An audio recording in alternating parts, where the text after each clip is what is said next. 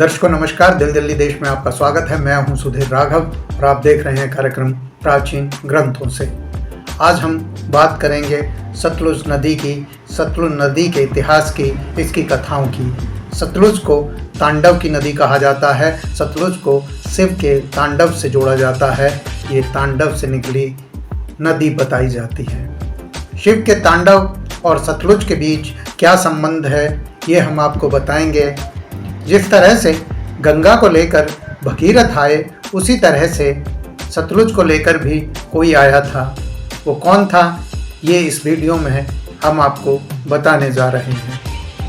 सतलुज के बारे में बहुत सी रोचक जानकारियाँ जो हिमाचल के किन्नौर इलाके की दंत कथाओं में छुपी हुई हैं, आज भी बड़े चाव से कहीं सुनी जाती हैं।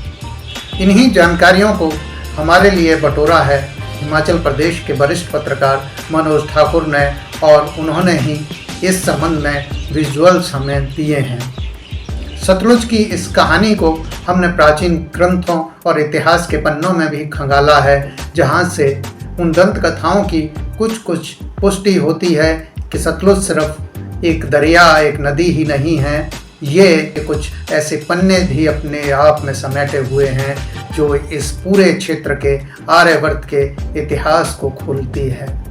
सतलुज अकेली नदी नहीं है, सतलुज के साथ एक प्राचीन नदी भी जुड़ी थी, और सतलुज ने जब अपनी धारा बदली तो इस क्षेत्र के पूरे भूगोल को, पूरे इतिहास को बदल कर रख दिया।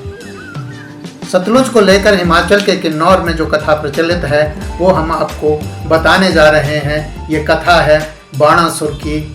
बाणासुर जो राजा था शौनकपुर का। जैसे गंगा को लाने का श्रेय भगीरथ को दिया जाता है, वैसा ही श्रेय सतलुज को लाने के लिए बाणासुर को दिया जाता है। शौनकपुर जो आज सराहन के नाम से जाना जाता है, उसे बाणासुर की राजधानी, बाणासुर का राज कहा जाता है। बाणासुर के बारे में कहा जाता है कि वो ईसा से 2 से 3 हजार साल पहले बसपा घाटी में कामरू के राजा राजपूर्ण का सेनापति था। वह बहुत ही योग्य था और राजा उस पर बहुत भरोसा करता था, इसलिए दरबारी उससे चिढ़ते थे। दरबारियों से तंग आकर वह एक दिन मानसरोवर की यात्रा पर निकल गया।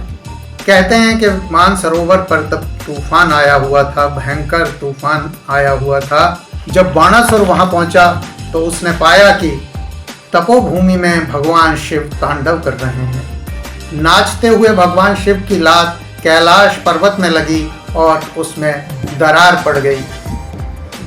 इसके भयानक परिणाम निकले। भयंकर भूचाल आ गया, आसपास की धरती का स्वरूप बदल गया, नदियों की धारा बदल गई। कहते हैं ब्रह्मपुत्र मानसरोवर से उल्टा बहने लगी, पीला पानी सिंधु नदी में बहने लगा। नीले और ठंडे जल की एक बड़ी धारा को बाणासुर ने अपने साथ ले जाने का निश्चय किया। इससे एक नदी बन गई जिसका नाम शोहनीत रखा गया। आगे आगे बाणासुर चल रहे थे और पीछे पीछे शोहनीत। पहले वे उत्तर पश्चिम की ओर 300 मील चले, फिर दक्षिण की ओर मुड़ गए, फिर करछम से वे पश्चिम की ओर मुड़ गए। उनके पीछे आ रही नदी एक बड़ी भारी धारा में बदल चुकी थी। इस पर बाणासुर ने नदी से कहा, भाई अब अपना रास्ता खुद टटोल लो। और उसी जगह बाणासुर ने अपनी राजधानी शौनकपुर बसा ली। सतलुज को पंजाब की 5 नदियों में से मुख्य नदी माना जाता है, जहां से सीमाएं शुरू होती हैं, और उससे नीचे आर्यवर्त के कुरु राज्य की सीमा थी। बाणासुर जहां तक नदी को लेकर आते हैं, उसके आगे की कथा हम आपको बताते हैं इतिहास के पन्नों से। इतिहास के पन्ने और इस क्षेत्र का भूगोल बहुत कुछ बता रहा है। अगर हम नदियों के नक्शे को देखें, उन नदियों के जो मानसरोवर से निकली हैं, जो हिमाचल और उत्तराखंड से निकली हैं, तो हमें एक बड़ी चीज़ दिखाई देती है। हमें सतलुज में 2 बड़े ही तीखे मोड़ दिखाई देते हैं। ये मोड़ जैसे ही हिमाचल प्रदेश से सतलुज पंजाब की सीमा में प्रवेश करने वाली होती है, तो वो पश्चिम की ओर बढ़ रही नदी, पश्चिम दक्षिण की ओर बढ़ रही नदी तेजी से पूरब की ओर पलटती है। पूरब की ओर पलटते हुए ये नदी पंजाब में पटियाला से रोपड़ की तरफ आती है उल्टा, और रोपड़ के पास पहुंचकर ये पंचकूला और कुरुक्षेत्र की तरफ नहीं बढ़ती है, बल्कि यहाँ एक और तीखा मोड़ आता है जिससे ये वापस पश्चिम और दक्षिण की ओर मुड़कर चल पड़ती है और आगे जाकर इसमें ब्यास नदी भी मिलती है। तो ये जो दो मोड़ हैं ये बहुत ही महत्वपूर्ण मोड़ हैं और इनकी व्याख्या हमें भूगर्भ की गतिविधियों से मिलती है, और वो भूगर्भीय गतिविधियाँ इतनी भयंकर हैं कि उनकी तुलना शिव के तांडव के अलावा और किसी चीज़ से नहीं की जा सकती। रोपड़ में जहाँ से सतलुज पलटकर पश्चिम की ओर मुड़ती है दोबारा, उससे थोड़ा सा आगे बीच में एक गैप छोड़कर एक और नदी शुरू होती है, और ये नदी जो है वो घग्गर के नाम से जानी जाती है, और ये हरियाणा से होते हुए जब राजस्थान में प्रवेश करती है तो इसका नाम हाकरा हो जाता है। और ये नदी बरसाती नदी है, इसका कोई मूल जल स्रोत नहीं है। ये नदी लोअर शिवालिक में अचानक शुरू होती है और इसका कोई मूल स्रोत नहीं है। अब ये शिवालिक के इलाके में हुई बारिश का पानी लेकर बहती है और सिर्फ बरसातों में ही इसमें पर्याप्त मात्रा में जल दिखाई देता है, और बाकी समय कोई स्रोत ना होने की वजह से ये नदी खुश्क रहती है। और बरसात में भी सिर्फ इतना ही पानी हो पाता है जो हरियाणा से गुजरते गुजरते राजस्थान तक पहुँचते पहुँचते ख़त्म हो जाता है, सूख जाता है।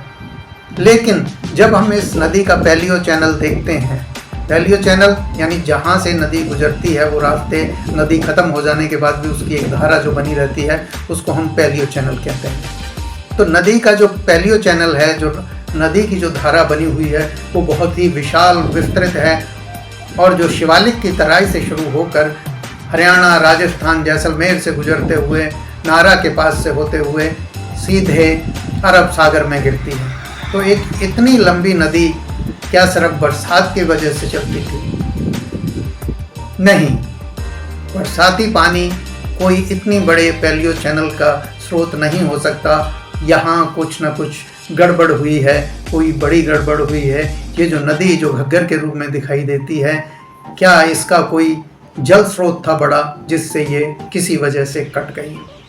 इस संबंध में नासा ने 2006 में एक रिपोर्ट दी थी यहाँ के भूगर्भीय स्थिति के बारे में, जो रिपोर्ट बताती है कि इस क्षेत्र में जहाँ रोपड़ पड़ता है और हिमाचल की तराई पड़ती है, शिवालिक की तराई पड़ती है, ईसा से 2900 साल पहले एक बहुत ही भयंकर, बहुत ही बड़ा भूकंप आया था, और जिस वजह से पूर्वी हिस्से की टेक्टोनिक प्लेट यानी जिस तरफ सरस्वती बहती थी वो ऊंची उठकर पश्चिमी टेक्टोनिक प्लेट पर चढ़ गई, जिस वजह से पूर्व का हिस्सा ऊंचा हो गया, और यह घटना रोपड़ के आसपास ही हुई थी।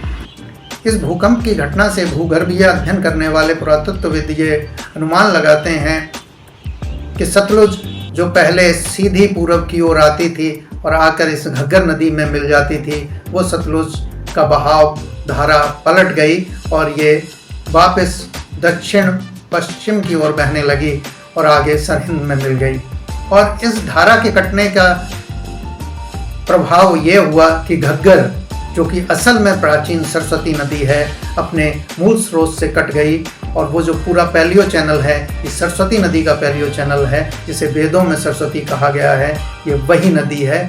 और वो नदी इसलिए विलुप्त हुई क्योंकि उसकी जो सबसे मुख्य धारा थी, जो कि सतलुज नदी थी, वो उसमें मिलने की बजाय पलटकर दक्षिण की ओर चली गई, दक्षिण पश्चिम की ओर चली गई और आगे जाकर सिंध नदी में मिल गई। सतलुज, जो कि पहले सरस्वती की सहायक नदी थी, वो ईसा से 2900 साल पहले सिंध नदी की सहायक नदी बन गई। तो सतलुज के पलट जाने से बहुत बड़े प्रभाव इस क्षेत्र पर पड़े। सबसे बड़ा प्रभाव तो ये रहा कि सरस्वती के किनारे पर बनी सभ्यता, जो कि लोथल तक जाती थी, उसे जल संकट हो गया और उनका पलायन वहाँ से शुरू हो गया। और जो स्थान सरस्वती के डेल्टा की वजह से उपजाऊ थे, वो रेतीले रेगिस्तान में बदल गए, जैसलमेर के रेगिस्तान में बदल गए। इस तरह से सतलुज के अपनी धारा बदल लेने से बहुत बड़ा बदलाव हुआ और यही जो टेक्टोनिक बदलाव आया जिस भूकंप की वजह से, शायद उसी को बाणासुर की कथा में शिव का तांडव कहा गया है। कथा कहती है कि नदी ने अपनी धारा बदली, नदी ने सचमुच अपनी धारा बदली। बाणासुर ने उससे कह दिया अब अपना रास्ता खुद टटोलो, और उसने अपना एक नया रास्ता टटोल लिया। तो ये जो बातें हैं नदी के बदलाव की, हम जरा नक्शे में ग्राफ के जरिए आपको बता रहे हैं, समझाने की कोशिश करते हैं। जरा ये आप देखिए, इस नक्शे को गौर से देखिए। यहाँ सतलुज नदी आपको बहुत ही अजीब व्यवहार करती हुई नजर आती है। इसमें आपको दो तीखे मोड़ दिखाई दे रहे हैं। पहले ये नदी पश्चिम की ओर जाते हुए अचानक पूर्व की ओर मुड़ रही है और फिर यहाँ से एक तीखा मोड़ लेकर फिर पश्चिम दक्षिण की ओर चल पड़ती है।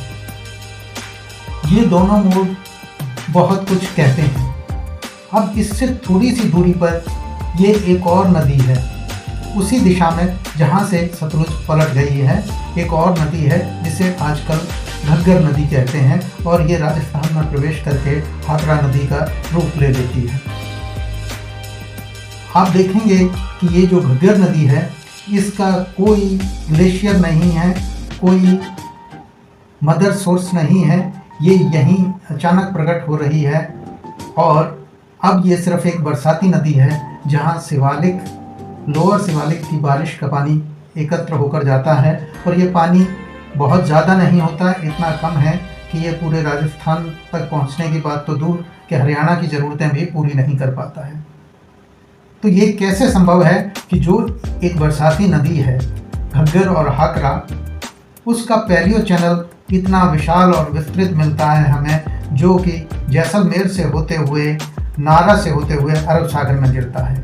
क्या किसी बरसाती नदी का पैलियो चैनल इतना गहरा, विस्तृत और बड़ा हो सकता है? नहीं। इसीलिए ये प्रश्न उठता है, तो क्या ये जो घग्गर हाकरा नदी है ये अपने मुख्य सोर्स से कट गई है? क्या कुछ ऐसी भौगोलिक बदलाव हुए बड़े जिसने इस घग्गर हाकरा नदी को अपने ग्लेशियर से काट दिया, अपने जल के मूल स्रोत से काट दिया? तो इसके संकेत, इसकी व्याख्या हम सतलुज के इस मोड़ से कर सकते हैं। भूगर्भीय विशेषज्ञ बताते हैं कि किसी बड़े भूकंप की वजह से यहाँ भूगर्भीय बदलाव हुआ जो कि इतना बड़ा है जिसने सतलुज की धारा को बदल दिया। कि सतलुज की ये धारा पूरब से की ओर मुड़कर घग्गर में ही मिलती थी और यह घग्गर नदी ही सरस्वती नदी कहलाती थी। यह भूकंप ईसा से करीब 2900 साल पहले आया, इस तरह के संकेत मिलते हैं जिसने सतलुज की धारा को बदल दिया और ये आगे जाकर ब्यास में मिलकर आगे बढ़ी और ये सरस्वती की सहायक नदी न रहकर सिंधु नदी की सहायक नदी बन गई और सिंधु नदी में जाकर गिरने लगी। और इस तरह सरस्वती अपने मूल स्रोत से कटकर सूख गई और विलुप्त हो गई और अब वह घग्गर हाकरा के रूप में एक बरसाती नदी के रूप में बची हुई है। तो दर्शकों, आपको ये सतलुज नदी का इतिहास कैसा लगा? जल्द ही हम प्राचीन ग्रंथों से कुछ और जानकारियां लेकर आपसे रूबरू होंगे। आज दिल दिल्ली देश में इतना ही। धन्यवाद। नमस्कार।